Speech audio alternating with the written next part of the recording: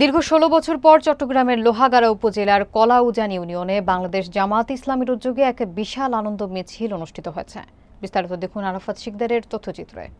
গতকাল সকাল 10টায় পূর্ব কলাউজানের ৯ নম্বর ওয়ার্ড থেকে মোটরসাইকেলের র্যালি শুরু হয়ে কানুরাম বাজার প্রদক্ষিণ করে পশ্চিম এবং উত্তর কলাউজানে গিয়ে শেষ হয়।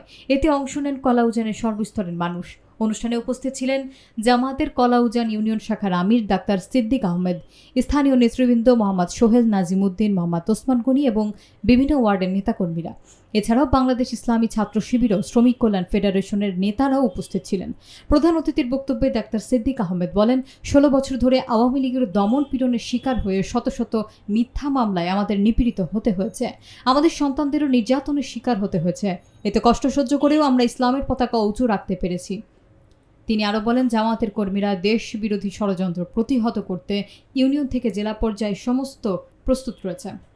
দিনের শেষ কাম করতে যাচ্ছি, এটা আমাদের দাওয়াতি কার্যক্রম সারা বাংলাদেশ ব্যাপী যে জামাত ইসলামী সুন্দরভাবে সফলভাবে আপনারা প্রোগ্রামটা শেষ করবেন।